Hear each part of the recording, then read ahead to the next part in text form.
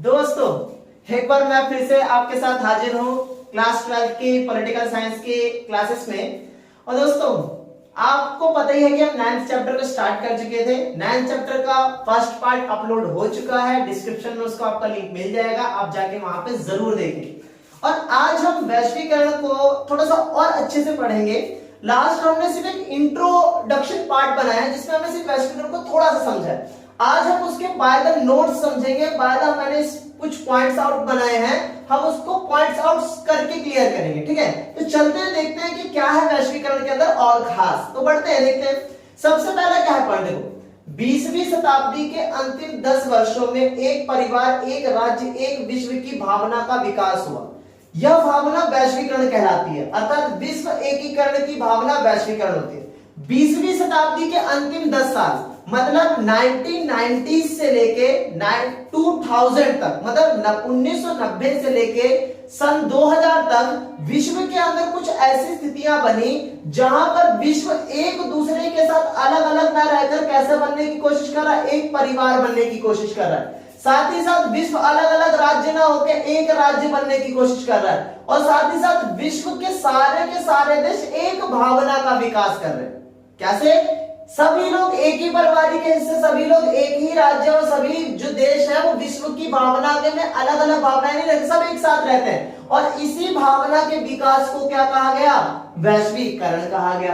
अर्थात विश्व का एकीकरण। मैंने आपको लास्ट वीडियो में बताया था वैश्वीकरण का मतलब क्या होता है, विश्व का एकीकरण। तो विश्व के एकीकरण की भावना को भी क्या कहा जाता है? वैश्वीकरण। जब विश्व के सारे देश आपस में एक दूसरे के साथ जुड़ने लग जाए, विश्व के समस्त मनुष्य एक दूसरे के साथ जुड़ने लग जाए, विश्व की समस्त स्थितियां एक दूसरे के साथ जुड़ने लग जाए, तो वो क्या कहलाती हैं? वैश्वीकरण। एक देश जब दूसरे देश से जुड़ता है तो क्या कहलाएगा? वैश्वीकरण। दूसरा पॉइंट देखते हैं, वैश्वीकरण एक अवधारणा है, विचार है जिसका संबंध प्रवाह से लिया जाता है। वैश्वीकरण का क्या मतलब जाता है? प्रवाह से लिया जाता है। प्रवाह कई प्रकार के हो सकते हैं। विश्व के एक हिस्से के विचारों का दूसरे हिस्सों में पहुंचना, पूंजी का एक जगह से बहुत जगहों तक जाना, वस्तुओं का कई देशों में पहुंचना, उनका व्यापार तथा बेहतर आजीविका की तलाश में दुनिया के विभिन्न हिस्सों में लोगों की आवाजाही। देखो यहाँ पे 3 चीजें बोली। पहला कि प्रवाह हो रहा है, पहला प्रवाह, दूसरा पूंजी, और तीसरा क्या कह रहा है? वस्तु। पूंजी होगी, वस्तु हो गई, और क्या हो गया तीसरा? बेहतर व्यापार के लिए, मतलब बेहतर आजीविका के लिए मनुष्य क्या करता है? दुनिया में किसी भी क्षेत्र में अपने कार्य की तलाश करता है। तो वैश्वीकरण में मूल रूप से 2 चीजें होती हैं, पूंजी और वस्तु। मतलब पूंजी और वस्तु जब पूरे विश्व में प्रवाहमान हो, प्रवाहमान मतलब एक देश की मुद्रा, एक देश की वस्तु, एक देश की पूंजी एक देश से दूसरे देश तक पहुंच रही है, एक देश से दूसरे देश तक व्यापार हो रहा है। तो एक देश की वस्तु, एक देश की मुद्रा जापान तक पहुंच रही है। भारत की मुद्रा अगर जापान जा रही है, ऑस्ट्रेलिया जा रही है, अमेरिका जा रही है, कनाडा जा रही है, भारत की बनी कोई वस्तु अमेरिका, रशिया, कनाडा कहीं भी जा रही है, तो एक देश की पूंजी, एक देश की वस्तु अगर एक देश की सीमा से किसी दूसरे देश की सीमा तक पहुंचती है तो वो क्या कहला रही है? प्रवाह। मतलब यहां से वहां तक पहुंच गया, प्रवाह हो गया। तो जब प्रवाह हो रहा है वस्तु का भी, पूंजी का भी, सेवाओं का भी, आजीविका के साधन की वजह से मनुष्य का भी, कि मनुष्य एक स्थान से दूसरे स्थान तक पहुंच रहा है, तो जब वस्तु, पूंजी, मनुष्य, सेवाओं का एक क्षेत्र से दूसरे क्षेत्र में प्रवाह होता है तो उसी को हम क्या कहते हैं? वैश्वीकरण कहते हैं। मतलब निरंतर प्रवाह की गति को भी हम क्या कहते हैं? वैश्वीकरण कहते हैं। और उस प्रवाह की गति में क्या होता है? पूंजी, वस्तु, सेवा, मनुष्य, ये कुछ ऐसी चीजें जो प्रवाहमान रहती है एक देश से दूसरे देश तक, तो उसी को हम वैश्वीकरण कहते हैं। अगला पॉइंट क्या लिखा है मैंने, देखो यहां सब, मतलब उसी के आगे बात है। यहां सबसे जरूरी बात यह है विश्वव्यापी पारस्परिक जुड़ाव। ध्यान देना, ये बहुत ही इंपॉर्टेंट बात है, ये कई बार क्वेश्चनों में भी पूछी गई है, आप ध्यान देना है सब पे। विश्वव्यापी पारस्परिक जुड़ाव मतलब आज विश्व की कंडीशन ऐसी हो गई है कि कोई भी एक देश ये नहीं कह सकता कि मुझे किसी दूसरे देश की जरूरत नहीं है। आज विश्व में कंडीशन ही ऐसी बन गई है कि एक देश को दूसरे देश से जुड़ना ही होता है, एक देश को दूसरे देश के साथ मिलना ही होगा, एक देश को दूसरे देश से वस्तु को खरीदना ही पड़ेगा, एक देश को दूसरे देश की सेवाओं का प्रयोग करना ही होगा। तो इसी कारण आज पूरा विश्व एक दूसरे पर क्या हो चुका है, परस्पर निर्भर हो चुका है, मतलब एक दूसरे के साथ जुड़ चुका है, और इसी को ही कहते हैं विश्वव्यापी पारस्परिक जुड़ाव। ठीक है, जो ऐसे प्रवाह की निरंतरता को पैदा हुआ है और जो आज भी कायम, मतलब आज भी विश्वव्यापी पारस्परिक जुड़ाव कायम है, क्योंकि विश्व के सारे देश ये जानते हैं कि एक देश कुछ नहीं कर सकता, उसे विश्व के दूसरे देशों की जरूरत आज भी है, कल भी और हमेशा बनी रहेगी। अगला पॉइंट क्या, विश्व के विभिन्न भागों में क्रांति लाने के साधन, मतलब वैश्वीकरण आया ही क्यों, वैश्वीकरण इतनी तेज गति से फैला ही क्यों, विश्व एक दूसरे के साथ कैसे जुड़ पाया। तो कुछ ऐसे साधन विकसित हुए समय के साथ जिसने इस बहुत बड़ी सी दुनिया को बहुत छोटे में अटका दिया, जैसे टेलीग्राफ, माइक्रोचिप, टेलीफोन और नवीनतम और भी बहुत सारे आविष्कार, जैसे खुद अभी आप हमसे जुड़े हुए इंटरनेट के जरिए, आप भले ही कितने भी दूर बैठे हो और भले ही हम कितने भी दूर बैठे हैं, परंतु एक छोटे से इंटरनेट टेक्नोलॉजी के माध्यम से हम एक दूसरे के इतने पास आ चुके, इतने करीब आ चुके हैं, हम एक दूसरे से जुड़ चुके हैं। तो यही क्या है, विश्व जो बहुत बड़ा दिखाई देता था, कुछ आविष्कारों ने, कुछ नवीनतम टेक्नोलॉजियों ने इतने बड़े विश्व को क्या कर दिया, बहुत छोटा कर दिया, इतना छोटा कर दिया कि आज ऐसा लगता है कि अमेरिका में बैठा हुआ व्यक्ति मेरे घर में ही बैठा हुआ, इतना छोटा कर दिया, मतलब विश्व को एक दूसरे के साथ बहुत ज्यादा जोड़ दिया। चौथा पॉइंट क्या है, प्रौद्योगिकी के क्षेत्र में तरक्की संभव हो पाई है, मतलब जैसे जैसे वैश्वीकरण बढ़ता गया, जैसे जैसे एक देश दूसरे देश से जुड़ता चला गया, तो एक देश के पास जब कोई टेक्नोलॉजी नहीं थी तो उसने दूसरे देश के साथ संबंध बनाया, दूसरे देश के साथ संबंध बनाया, तो दूसरे देश के साथ संबंध बनाने से फायदा क्या हुआ, उस देश की टेक्नोलॉजी मिली, उस देश के विचार मिले, उस देश का संसाधन मिला, उस देश की शिक्षा मिली, जिससे क्या हो सका, एक देश दूसरे देश की शिक्षा को प्राप्त करके अपने देश में कुछ नवीनतम चीजों का क्या कर पाया, उत्पादन कर पाया, आविष्कार कर पाया, जिसने विश्व में वैश्वीकरण को और भी ज्यादा बढ़ावा दिया। इस तरीके से मैंने अभी आपके सामने ये 4 पॉइंट है, इसके बाद 4 पॉइंट और भी होंगे, मैं इसको रब करूंगा, रब करने के बाद 4 पॉइंट मैं राइट डाउन करूंगा, फिर उसके बाद देखते हैं कि उन 4 पॉइंटों के अंदर क्या क्या मूल बातें लिखी हुई है। तो अभी तक हमने इसके कुछ 4 पॉइंट्स को समझा। अब मैंने देखो मिटाने के बाद लिख दिया है, कभी ऐसा मत समझना कि एकदम से कैसे आ गया, मिटाया है, लिखा है, ठीक है। तो अब हम थोड़ा और बहुत अच्छे से पढ़ते हैं। देखो, वैश्वीकरण के 3 आयाम होते हैं, आर्थिक, राजनीतिक और सांस्कृतिक। हम तीनों ही आयामों को बहुत अच्छे से समझेंगे, और यही एक सबसे महत्वपूर्ण प्रश्न भी इस चैप्टर का कोर प्रश्न है कि आर्थिक, राजनीतिक और सांस्कृतिक वैश्वीकरण का अर्थ क्या है, प्रकार क्या है, कमियां क्या है, नकारात्मक क्या है, सकारात्मक क्या है, पूरा चैप्टर ही यही है।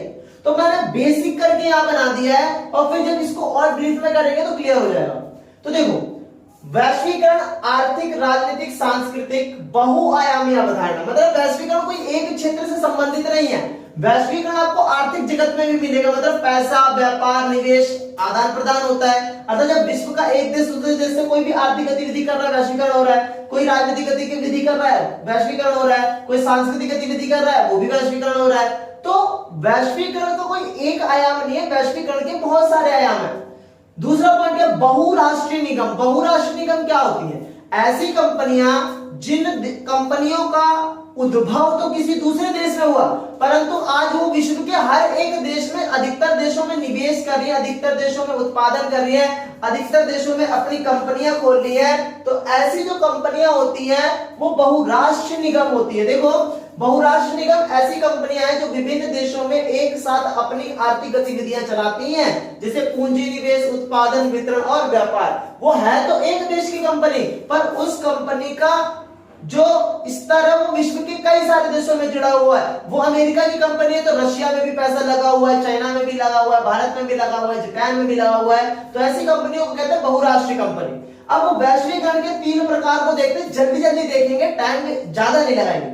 वैश्वीकरण का राजनीतिक प्रभाव। राजनीतिक प्रभाव में क्या कहना है, राज्य लोक कल्याणकारी राज्य की जगह अब आर्थिक व सामाजिक प्राथमिकताओं को प्रमुख निर्धारक हो गया।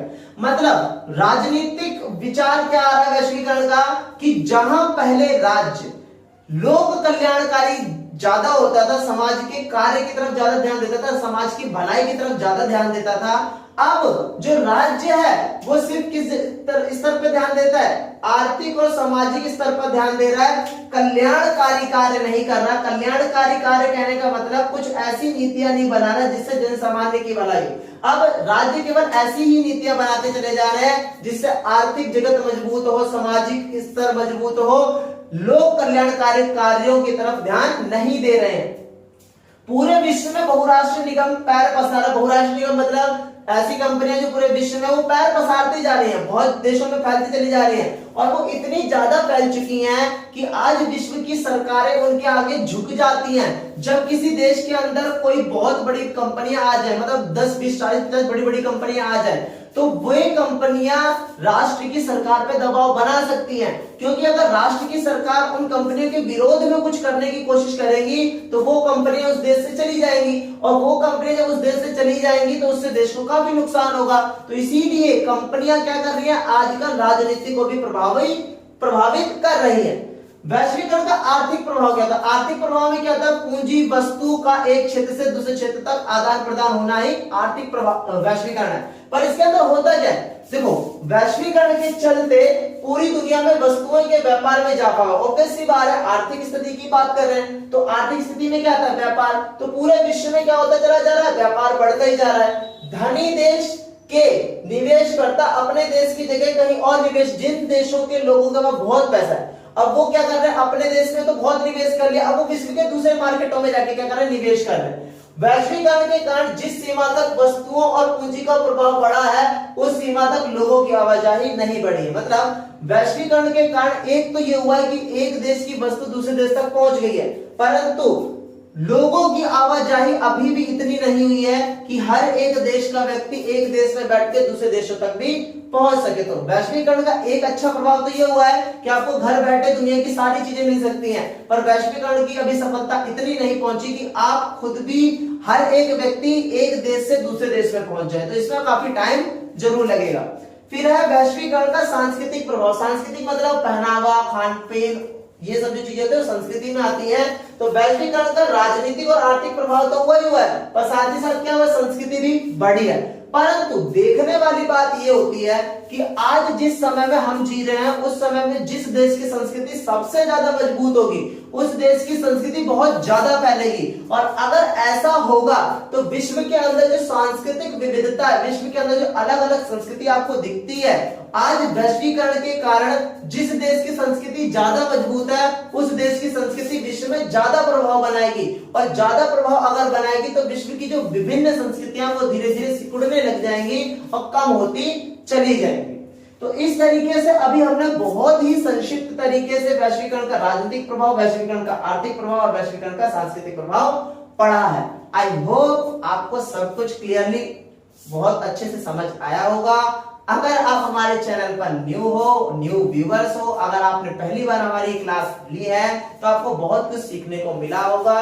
तो अगर आप नए हो तो जरूर सब्सक्राइब करें ताकि हमें भी सपोर्ट मिले और हम भी आपके लिए अच्छी से अच्छी और नॉलेज लेकर आए और अच्छे से आपको जरूर समझाएं। इसके बाद जो अगली चीजें हैं नेक्स्ट पार्ट में आएंगी, तो बी अपीयर्स, आप बिल्कुल अपीयर रहें चैनल पे, बिल्कुल ध्यान रखें कि कब हमारी वीडियोस आ रही हैं ताकि आपको नोटिफिकेशन मिले। नोटिफिकेशन मिलने के लिए आपको क्या करना है, बेल आइकन जरूर दबाना है सब्सक्राइब करने के बाद। अब हम YouTube पे तो है ही, साथ ही साथ Facebook पर भी आपको मिलेंगे, इंस्टा पर भी मिलेंगे, और हमारा जो WhatsApp नंबर लिंक हो रहा है वहां पर भी आपको मिलेंगे। अगर आपको कोई भी क्वेरी है, कोई भी समस्या है, कोई भी प्रश्न आपको पूछना हो, तो आप किसी भी तीनों हैंडल में से कहीं पर भी आप हमसे वो प्रश्न पूछ सकते हैं। तो इसी के साथ टाटा बाय बाय, मिलते हैं अगले पार्ट के अंदर और एक नई क्लास के अंदर।